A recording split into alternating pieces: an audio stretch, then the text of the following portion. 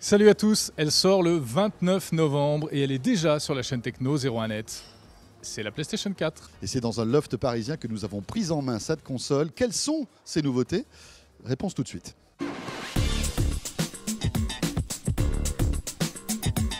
Et vous la découvrez sous toutes ses coutures. Si jamais vous ne l'avez pas encore vue sur le web, ce qui est quand même peu probable.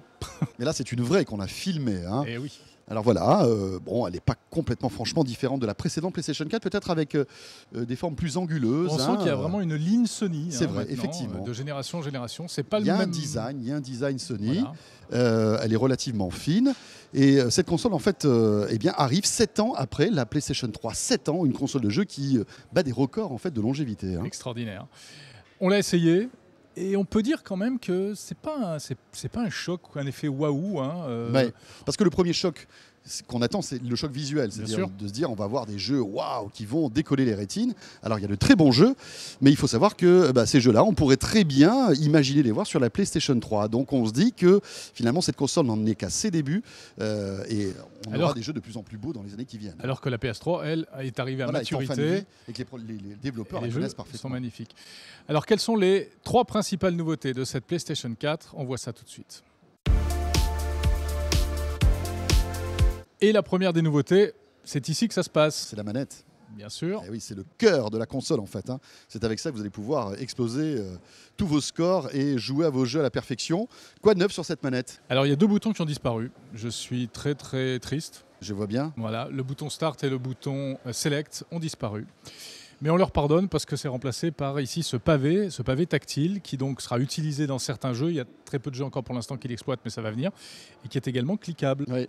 Alors pourquoi ce pavé tactile? Eh bien parce que effectivement Sony veut aussi être dans cette mouvance des jeux tactiles qu'on voit sur les smartphones et sur les tablettes numériques. Donc là encore, on aura cette possibilité si on le veut, bien évidemment. Et puis François, voilà. Quelle couleur ça? Ça c'est la couleur bleue.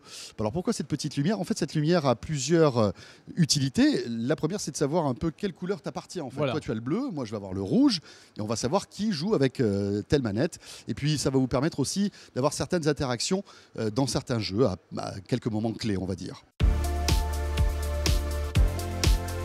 Alors le gros morceau de cette console, c'est sa connectivité. Effectivement, elle se connecte au web et à partir de ce moment-là, eh bien, plein de nouvelles fonctionnalités vont arriver, des fonctionnalités inédites par rapport à la PlayStation 3. Et oui, qu'est-ce qu'on a envie de faire le plus souvent quand on joue aujourd'hui? C'est de partager ce qu'on est en train de faire. Alors jusqu'à présent, on prenait une photo avec son smartphone ou une petite vidéo et puis on l'envoyait sur le web.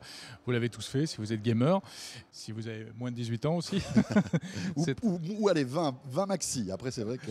Eh bien là, plus besoin de smartphone, tout est dans la manette. Encore une fois, la manette. Avec ce petit bouton ici, c'est le bouton clé, c'est la grosse nouveauté, c'est le bouton Share, partage. Qu'est-ce qui se passe quand on appuie sur partage? Eh bien, on accède immédiatement aux 15 dernières minutes de jeu qui ont été enregistrées. Et oui, parce que la force de cette console, on ne va pas trop rentrer dans les aspects techniques, mais en fait, elle a 2 gros processeurs. Un 8 cœurs qui s'occupe en fait de faire tourner les jeux traditionnels et puis un autre qui va s'occuper de tout l'aspect vidéo et de partage. C'est-à-dire qu'en appuyant sur ce bouton Share, vous allez pouvoir envoyer les 15 dernières minutes de votre jeu. Si vous avez explosé un boss qui résistait depuis des semaines, si vous avez battu un record, vous allez pouvoir le faire et même remonter la vidéo pour éviter d'avoir les 15 minutes, prendre on va dire le moment clé et envoyer même des screenshots. Exactement, alors ça se passe avec cette interface-là, ces menus mais qui ne sont pas définitifs, ce ne sera pas exactement comme ça quand ça sortira. Et on peut envoyer la vidéo par exemple sur Facebook, sur Ustream et ultérieurement sur YouTube. Autre aspect de la connectivité, des applications mobiles, François. Et oui, là encore, pour rejoindre un petit peu le touchpad, vous allez pouvoir interagir avec cette console avec des applis mobiles qui ne marcheront pas que sur les smartphones Sony, ça marchera aussi par exemple sur iOS. iOS, Android, voilà, etc. Vous téléchargerez une appli qui va vous permettre en fait d'interagir avec votre console. Par exemple, un nouveau jeu vient de sortir, vous recevez une notification sur votre smartphone et vous allez pouvoir très facilement depuis votre smartphone, télécharger ce jeu même si vous n'êtes pas chez vous directement à distance. C'est pas mal. Comme ça, quand vous rentrez le soir, vous pourrez commencer à jouer à ce jeu. Bon, évidemment, c'est interdit dans les cours de récré et à l'école d'une manière générale. Enfin, dans les cours de récré, éventuellement. C'est surtout dans les classes où c'est interdit. Pas dans les cours. Et c'est interdit également au bureau. Ah oui, parce que le bureau, ça c'est pas bon. Baisse de productivité assurée.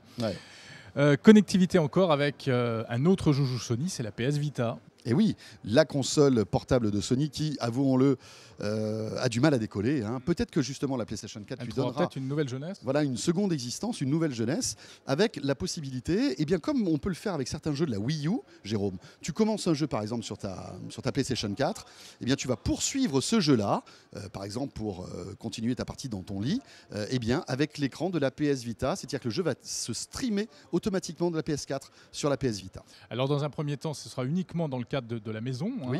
mais Dans le réseau ultérieurement, personnel Wi-Fi, voilà. on va dire. Mais Sony prévoit d'étendre cette fonctionnalité à l'international via Internet. Donc vous serez à Tokyo et votre PlayStation chez vous à la mode Beuvron, vous pourrez jouer sur votre PlayStation. Mais à la mode Beuvron, il va falloir du haut débit. Hein. Et oui, troisième particularité de cette console, faut pas l'oublier quand même, en matière de vidéo, eh bien on rentre dans le monde de la 4K. Alors oui, de l'Ultra HD, mais attention Jérôme, ce sera Ouais. de la Ultra HD que pour les films que vous pourrez télécharger via un store qui sera mis en place. On ne sait pas quand en France. Pas les jeux donc. Voilà, pas les jeux en tout cas pour l'instant. Il se murmure que peut-être avec une mise à jour, on pourrait avoir des jeux en 4K. C'est pas sûr.